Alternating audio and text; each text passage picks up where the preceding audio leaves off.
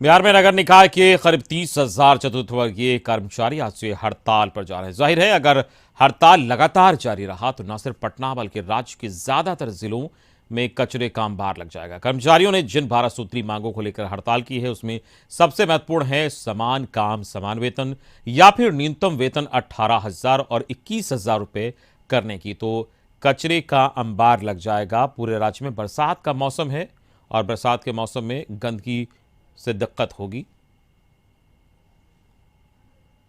कल तक उलट गया कचरा से, महक से कारण उलट गया, बेहोश हो गया था।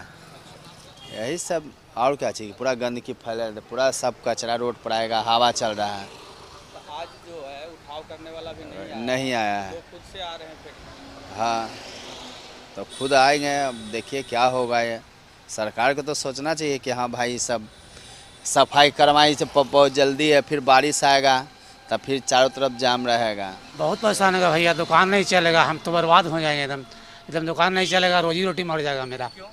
ये देखो कचरा से कोई कहाँ कहेगा पीने के लिए, नहीं सामने एक बदबू मारेगा। तो आज सफाई हुई है? नहीं, सफाई तो नहीं हुई भैया।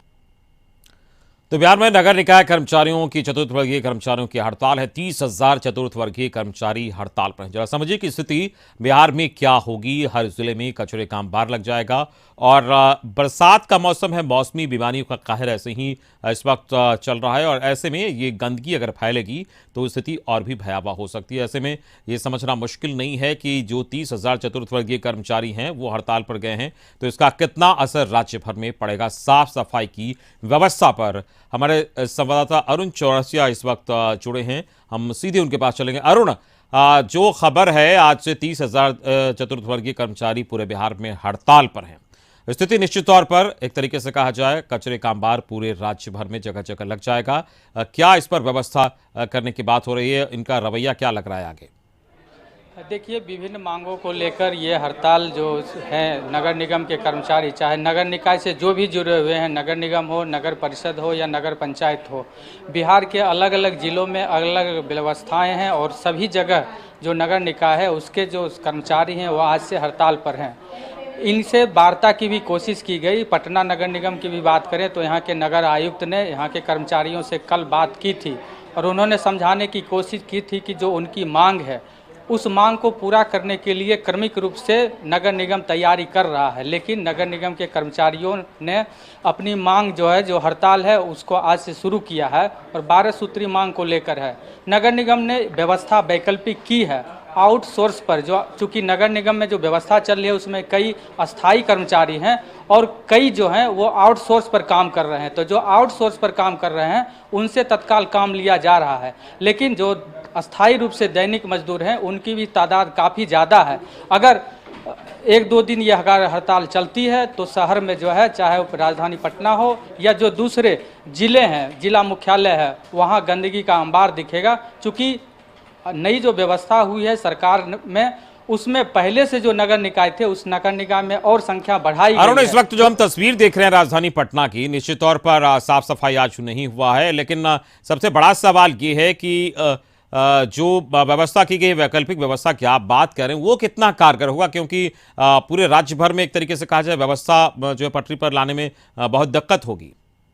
देखिए, ये जो वैकल्पिक व्यवस्था है आउटसोर्स वाली, उससे थोड़ी राहत मिल सकती है। लेकिन अगर जो अभी जो इससे पहले हड़ताल से पहले जो व्यवस्था थी साफ सफाई की, वो व्यवस्था नहीं हो पाएगी। क्योंकि जो आउटसोर्स पर लाए जा रहे मजदूर हैं उनकी संख्या काफ़ी सीमित है और नए मजदूरों को अगर लाया जाता है तो उसका अनुभव नहीं है उनके पास। इसलिए जो पहले से काम कर रहे हैं मजदूर, उनको लगाया जाना जरूरी है। अगर वो नियमित रूप से काम करेंगे तभी जो वर्तमान व्यवस्था है, जो स्वच्छ पटना का या स्वच्छ बिहार का जो स्लोगन के साथ काम कर रही है, वो स्लोगन पूरा हो पाएगा। अगर ये हड़ताल आगे चलती है तो कोई भी आउटसोर्स की व्यवस्था करे नगर निगम या सरकार, लेकिन वो मुकम्मल व्यवस्था नहीं कर पाएगी। इसलिए इस हड़ताल को, जो कर्मचारियों की मांग है, उस पर विचार करके हड़ताल को जल्द से जल्द समाप्त करने की जरूरत है। जो हड़ताल करने वाले लोग हैं उनसे आपकी बातचीत हुई होगी, उनका क्या कहना? जो इनिशिएटिव लिया जा रहा है उनसे क्रमिक रूप से उनके मांगों को मानने की बात हो रही है, इससे कितने संतुष्ट नजर आ रहे हैं वो? देखिए, कर्मचारी यूनियन के जो नेता हैं उनकी माने तो उनका कहना है कि जब भी वो हड़ताल करते हैं तो सरकार के स्तर से, नगर निगम के स्तर से उन्हें कई तरह के आश्वासन दिए जाते हैं, लेकिन जो ही वो लोग काम शुरू कर देते हैं तो उस आश्वासन पर ये काम पूरा नहीं होता है। नगर निगम के जो अधिकारी हैं या सरकार के लेवल से है, वो अपनी जो आश्वासन देते हैं उसको पूरा नहीं कर पाते हैं। यही वजह है कि आज से उन्होंने हड़ताल शुरू की है और इस बार उन्होंने कहा है कि जब तक उनकी मांगें पूरी नहीं की जाएगी तब तक वो हड़ताल से वापस नहीं चलिए, इस पूरी जानकारी के लिए बहुत बहुत शुक्रिया अरुण आपका।